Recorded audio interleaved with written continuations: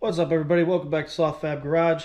Today we should be working on this, but we just had some parts show up. This is a cold air intake from Injen, and that is for this right here.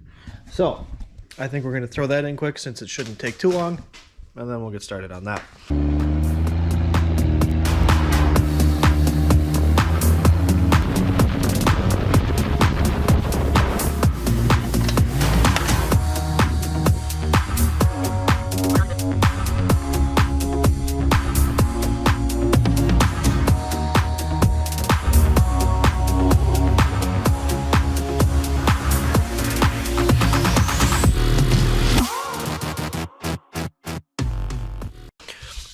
So their instructions look like this, and as you go here or to their website, pull up the actual instructions. I printed them off just to make everything easy.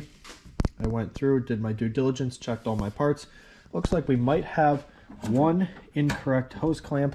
One of these I believe is supposed to be a little bit smaller. It may work, it may not. If it doesn't, I probably have the right size anyway, but I don't think it should be too big of a deal. So this looks like it's going to be pretty simple. Basically just going to go in, pull apart all the factory stuff, and then somewhere right about here we start putting it back together, put it all back together, and then we're done. Really simple. Some screwdrivers, an 8mm, 10mm, an Allen key. And that's about it. Let's go take a look and see what we got. We're going to grab some screwdrivers and our sockets and take a look. Okay, first things first, this cover has got to go. That's as simple as just popping it up and off. We'll set that off to the side. Not going to be in our way too much over here. We also need to pull this MAF sensor, mass airflow sensor. So there's a little red tab on there. Pull that up, and then you should be able to just push down, pop like anything else. We'll probably end up snipping that since these never want to come out. So we'll snip this one. Need to undo this hose clamp right here, this hose clamp right here, and then pop the cover off of this. Just pops up on three sides and slides out. All right, we're gonna snip this, undo those two hose clamps, and we'll pull this whole section out.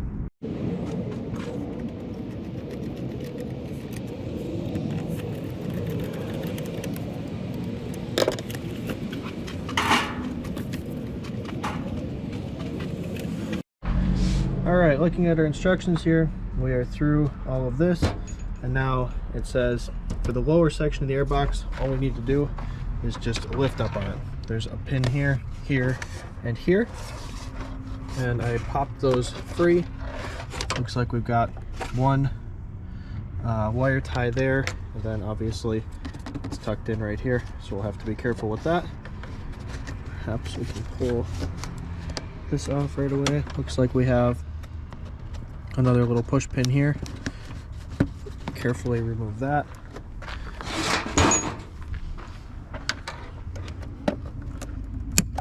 Okay, that's free there. Alright. Yep, this looks like it's our only deterrent.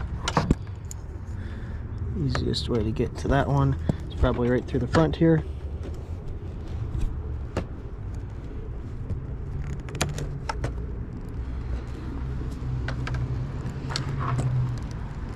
I think a slightly smaller snips would have been in my best interest, but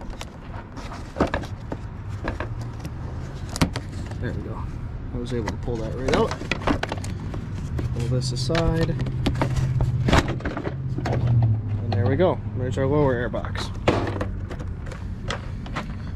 Need to pull the MAF sensor out of the upper air box. That is as simple as a Torx. Yep, 2 Torx. I'm not sure what those are, but let's take a look. could probably get them with a flat blade screwdriver if you had an appropriately sized flat blade. They're probably not super tight, as they are just in plastic. I happen to have set Torx screwdrivers, and that's the right one.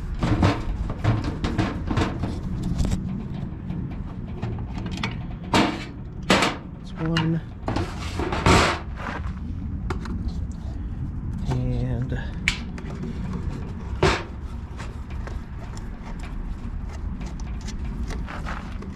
that's two. I want to be careful with this. This is a very crucial component, and we are going to be reusing it.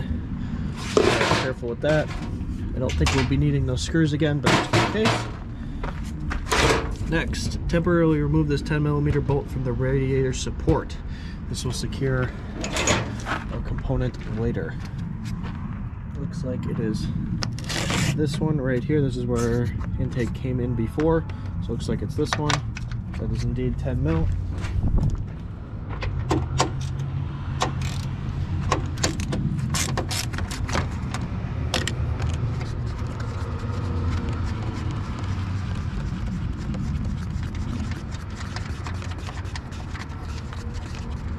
A little bit of sprinkling going on here, but it looks like the weather is maybe going to hold, hopefully. Radar shows not much, but you know how that is. Temporarily remove this 13mm bolt from the power steering reservoir. That would be that one. They are not incredibly thorough in the instructions, because they did tell us a handful of different things, not all of which were listed. There's definitely been some Torx already and this that were not on there, but we need. Still, nothing overly complicated thus far.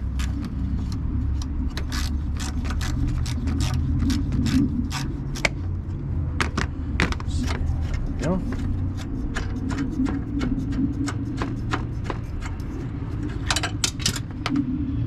That should be fun to get. Right there. I got a magnet I can grab that with. What's next? Remove the two 10mm nuts to move the fuse and relay box. This will give you more room to install the heat shield. This one right here, and this one right here. I'm going to go ahead and set the camera down to pop those two off, as well as grab that one. Alright, we are inside for the next step here. They want us to take our heat shield here, and this, which they call a velocity stack, needs to get mounted in here. As to which way that goes, I'm assuming, take a look at the instructions here. So this is going to sit like this in the engine bay, and the filter is going to be on the inside. So we need the big side to the inside, so we're going to mount it just like so.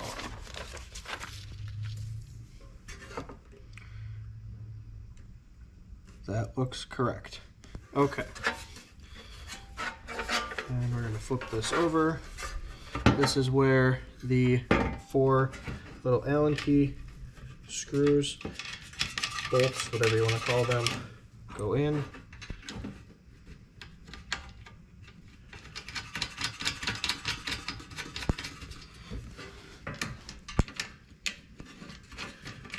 One thing this kit does not have, which I think I'll probably be adding, is I will be finding a dry sock for that filter. It's not in a position where it's going to get a whole lot of water, and I'm not going to be doing any forging with this. But for the 20, 30, maybe 40 bucks that a dry filter costs, it is a good peace of mind when you have an open air filter like this, just to kind of keep things dry. It also does help keep a little bit of dust and stuff out of the filter, so it prolongs the life of your filter. So I will see if I can find one of those. If I can, I will throw the link for it in the description. Looks like we need to put the grommet right here, and there is a little bit of a lip on one side here. We want that lip facing out. So, see how easily we can get this in here.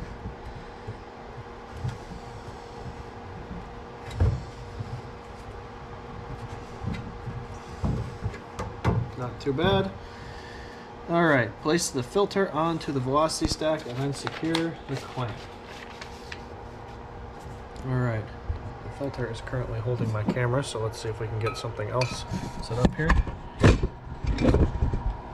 This should work. We are on the inside here. Filter right over, that should fit just fine. Make sure your clamp is on there. There we go, pull the sticker off. And we should be able to get to the clamp right there. Grab me a flat blade.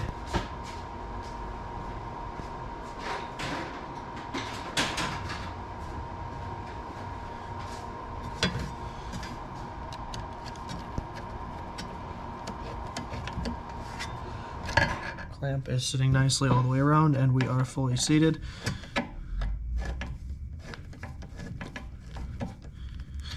This is one of the nicer cone filters I've actually seen. It's really solid. Very nice. Let's see what's next. Lift of the plastic radiator support and slide.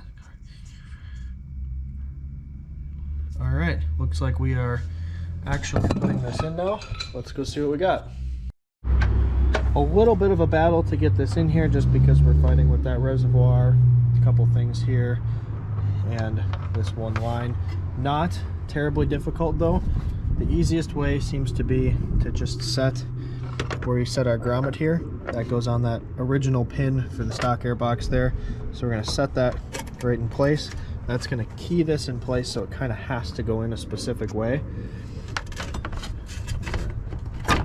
Push that in. This almost lines up right away, and then it's just fighting a little bit of trim work here. So we're going to lift this up, slide that in, fighting this. Okay, a little bit more here.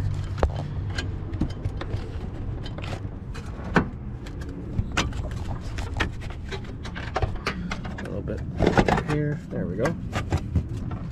Kind of wiggle it back and forth, and yeah, we're back into position already. That was pretty smooth actually. Pretty happy with how that worked. You can see the filter in here, so there is even a little hole right here for this. That's nice. I really appreciate that they did that, otherwise that would just be flopping around. Take our instructions back out there.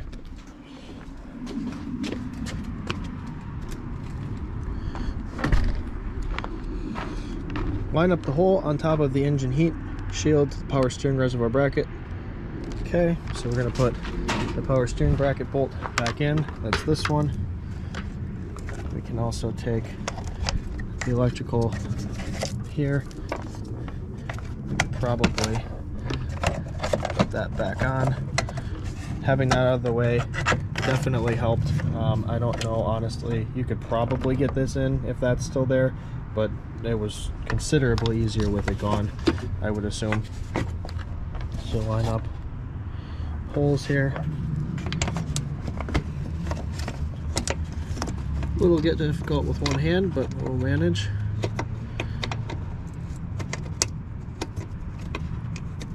Maybe. There we go. That's a 13.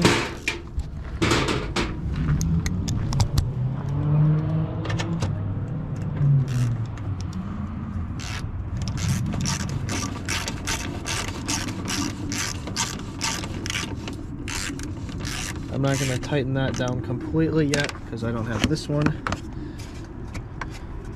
This one looks like it might be off a little bit. So we're actually going to loosen this a little bit more. Hopefully we can scooch this over to where it belongs. Looks like we might be able to pull it off.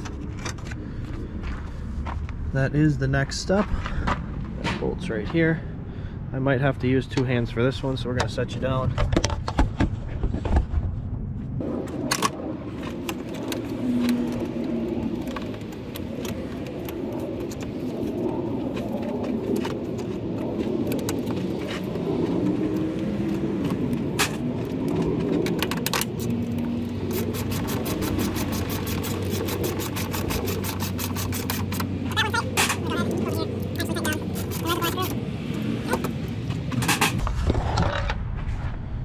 tight and tight. Yeah, that looks nice. Let's see what's next. Put that back in. Yep. Now we can start playing with the different hose pieces here. I think the easiest way is just to bring them all out here so I can look. We've got 4 sections of hose.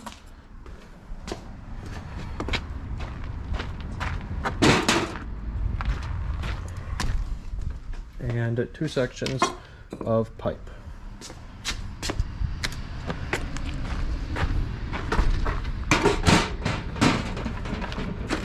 First one, the 4" by 350 step hose. I'm assuming that's going to be our biggest one right here. Certainly seems like it.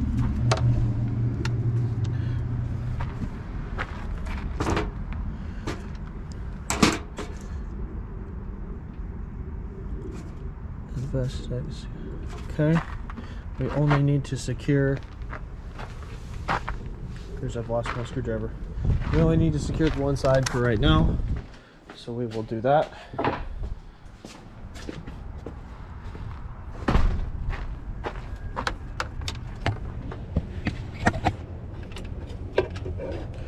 We're going to line all these up so that they're easy to get to.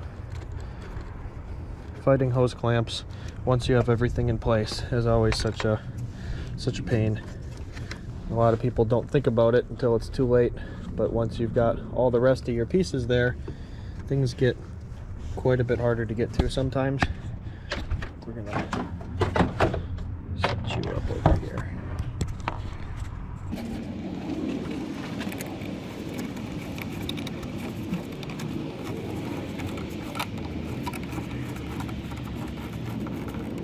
Okay, that's nice and tight. Got a nice seat on there. Pull off our sticker from the inside so that doesn't end up anywhere it's not supposed to be. Next one, 2.75 straight hose onto the turbo inlet near the firewall. That is going to be our smallest piece of hose. So we're going to take this, tighten up this hose clamp a little bit to start.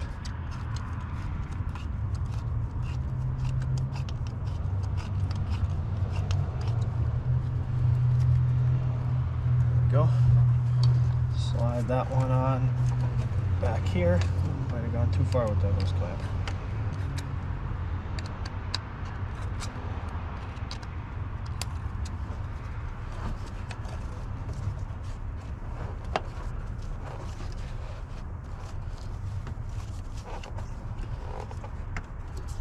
Make sure everything is seated fully. You don't want anything kind of half seated that's asking for stuff to slip off and not do its job or have leaks.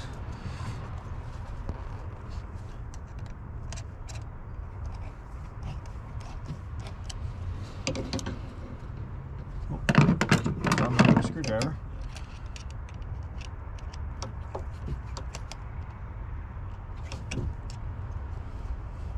I'll take this a little bit. There we go.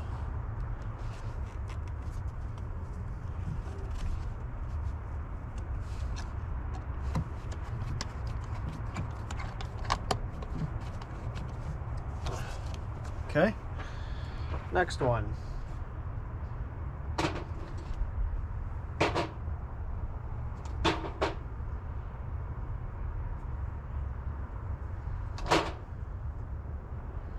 Place the 3.25 straight hose onto the non-flanged side of the step. Let's see. Now we're going to work with the mass airflow sensor here. Place the 3.25 straight hose, that's this one, onto the non-flanged side of the MAF. So here's our flange right here. So we could take this one and place it on here.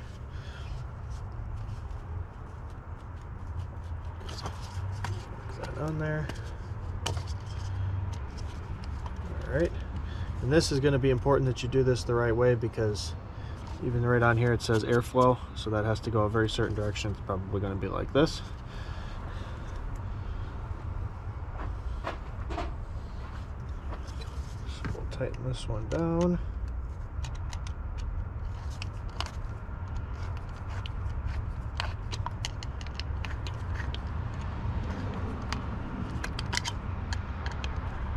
Okay, and the 3.25 by 3.5 step hose onto the flanged side.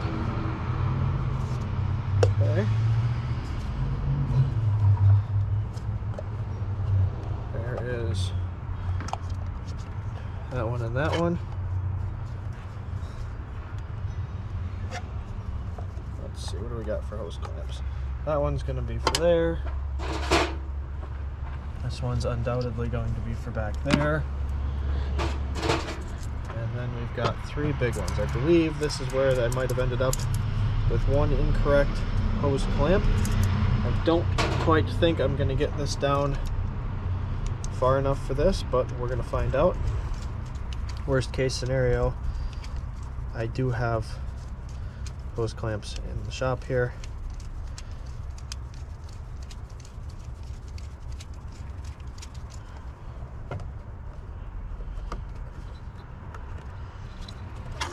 Oh, looks like, oh no, I don't think so. Actually, I might be wrong. Yep, we will definitely get this. I made a mistake, and I would like to have my hose clamp flipped around the other way. OCD things. Make sure you guys can still see.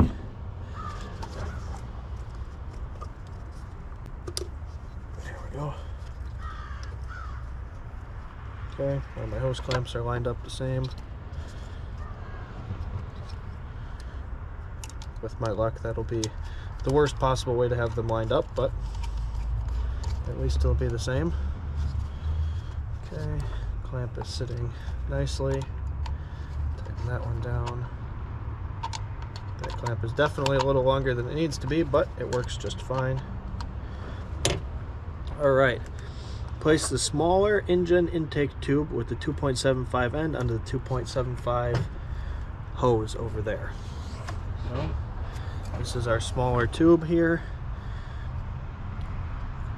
It's kind of got a little bit of a bend in it and a bell. So we're going to take the small end, and in here, make sure you put your hose clamp over it first, so you don't have to fight with that later. Okay. I'm not going to tighten that hose clamp down yet.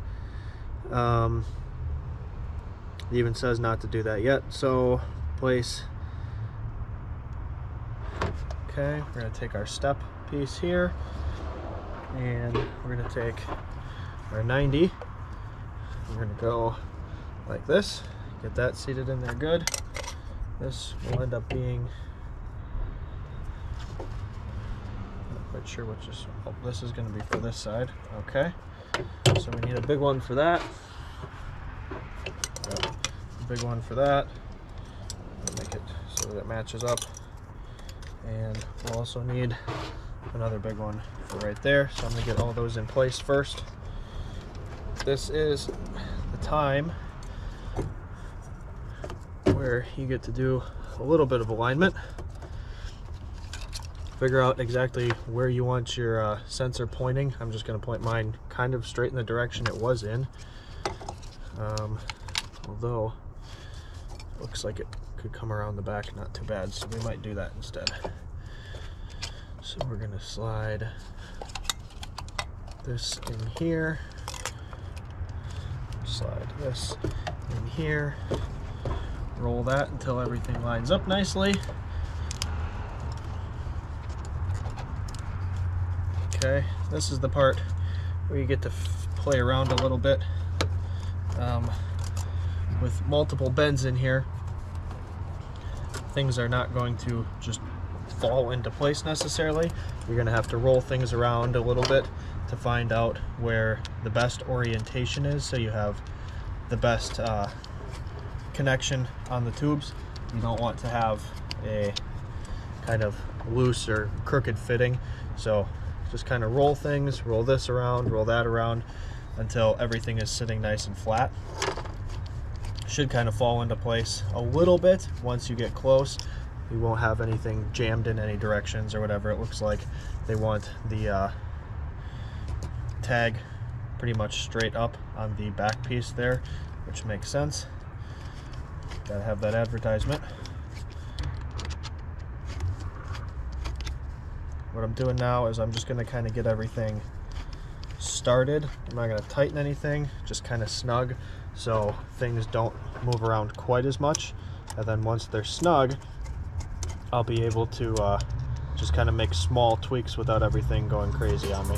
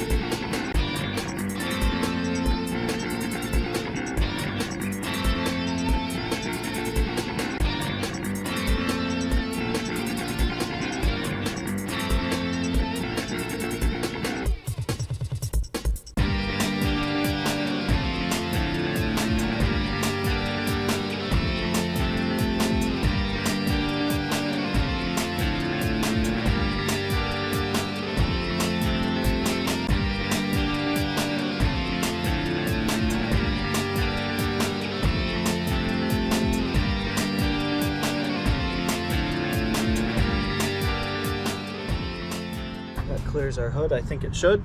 If not, I can always roll that just a little bit. In the picture they have it shooting off the back, which that would also work just fine. I like this if it works, just because it's a little bit more accessible. I may end up rolling that. It does look like it might be a little high. Let's throw the cover back on here. Yep, that's going to be a big problem right there. All right, so I'm going to loosen just simply this clamp, and we'll roll this sensor all the way over, sticking out this way instead, just like it shows in the instructions, and then that should be wrapped up. Well, everything is buttoned up. I did end up having to rotate the flange a little bit up because the flange part of the map was actually hitting the engine cover, so right there was touching. It's just barely touching right now, so I did have to rotate that up a little bit. You could probably rotate it way the other way to have this above, but this seems to be okay. It's not hitting the hood or anything. Everything seems to be great. I've got no codes. I don't know why it would. It's just an airflow sensor, and it does sound pretty amazing.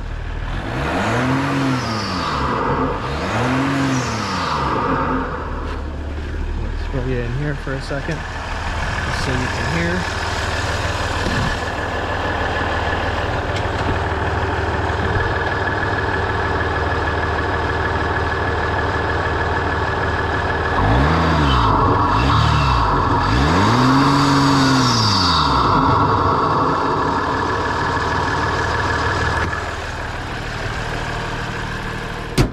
All right, that wraps up this project.